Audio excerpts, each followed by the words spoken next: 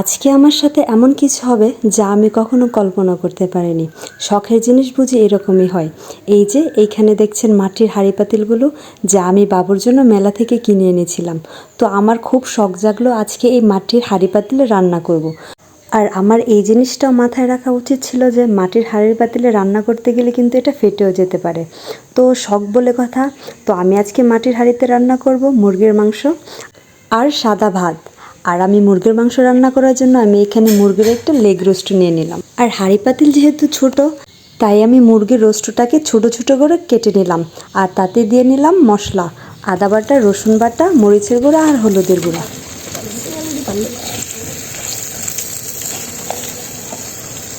সব কিছু মশলা দিয়ে এটাকে মাখিয়ে কিছুক্ষণের জন্য রেস্টে রেখে দিলাম।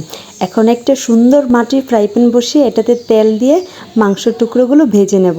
তো এই যে আমি একে একে মাংসগুলো দিয়ে নিলাম আর মাংসের টুকরোগুলো খুব সুন্দর করে ভেজে নিলাম।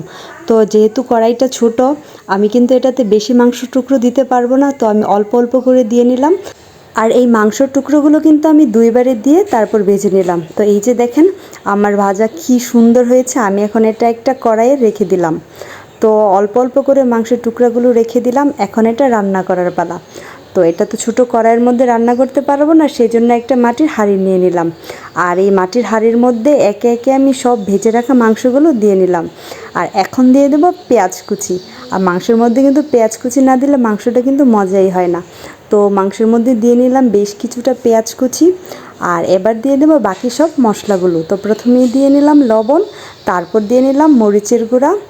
আর আমি কিন্তু আরেকটু মরিচের গুঁড়া দিয়ে নিলাম। এবার দেবো হলুদের গুঁড়া, ধনিয়ার গুঁড়া আর জিরার গুঁড়া।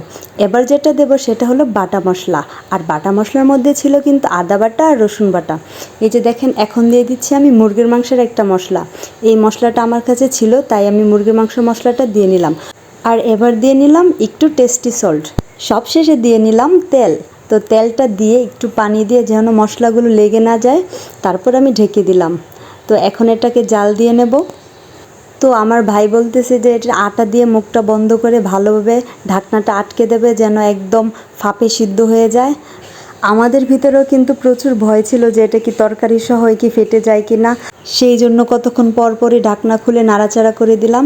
তো অনেকক্ষণ রান্না করার পরে ফাইনালি আমাদের তরকারিটা কিন্তু হয়েই গেল। দেখেন কত সুন্দর একটা তরকারি হয়েছে, ওয়াও! আর মাটির হাঁড়ির খাবার যে এত মজা হয় আমি না খেলে বুঝতে পারতাম না। তো এখন এই তরকারিটা আমি একটা বাটিতে ঢেলে নিলাম। আর এটা কিন্তু একটা মাটির বাটি ছিল। তো আমি সবটা তরকারি ঢেলে নিলাম। দেখেন তরকারিটা কতটা সুন্দর লোভনীয় হয়েছে আর খেতে মাশাল্লাহ অনেক মজা হয়েছিল। তো এই যে দেখেন আমি এই পাতিলেও কিন্তু ভাত রান্না করে নিয়েছিলাম। আর এই ভাতটা কিন্তু আমি আগেই রান্না করে নিয়েছিলাম। এখন আমরা খাবারটা খেয়ে দেখব যে আমাদের এই মাটির হাঁড়িতে রান্না করা খাবারটা কতটা মজা হয়েছে। তো প্রথমে আমি একটা মাটির থালাতে ভাত নিয়ে নিলাম। আর এই যে চামিচটা দেখছেন এটাও কিন্তু একটা মাটিরই চামিচ। তো ভাত নেওয়া হয়ে গেলে এখন আমরা নিয়ে নেবো সেই মজাদার তরকারিটা। ওফ, দেখতে কতটা লোভনীয় দেখাচ্ছে। তো আমি অল্প পরিমাণে ভাত নিয়ে নিলাম আর অল্প একটু তরকারি নিয়ে নিলাম। সত্যি কথা বলতে এত সুন্দর হয়েছে তরকারিটা, আর খেতেও ভীষণ মজা ছিল। তো এটা আমি আমার ভাইকে দিয়ে নিলাম। সে বলছে যে খুব খুব মজা। আর এটা কিন্তু আমার একদম জীবনের প্রথম যে মাটির হাঁড়িতে রান্না খাওয়া। আর এই যে দেখেন আমার এক ভাই, সে আর মাটির প্লেট না পেয়ে মাটির ছোট কড়াই নিয়ে বসে আছে তাকে খাবার দেওয়ার জন্য। তো তাকে আমি অল্প পরিমাণের কিছু ভাত দিয়ে নিলাম আর তরকারি দিয়ে নিলাম। সে বলছে খুব মজা হয়েছে। সত্যি কথা বলতে আমি কখনো ভাবিনি যে এই ছোটো মাটির পাতিলে বা কড়াই এত সুন্দর রান্না করা যাবে আর খেতেও এত মজা হবে। তো আমার এই ভিডিওটা আপনাদের কাছে কেমন লেগেছে একটু কমেন্টে জানাবেন। সবাই ভালো থাকবেন, সুস্থ থাকবেন। আরও এরকম ভিডিও পেতে আমার সাথেই থাকবেন। আল্লাহ হাফেজ।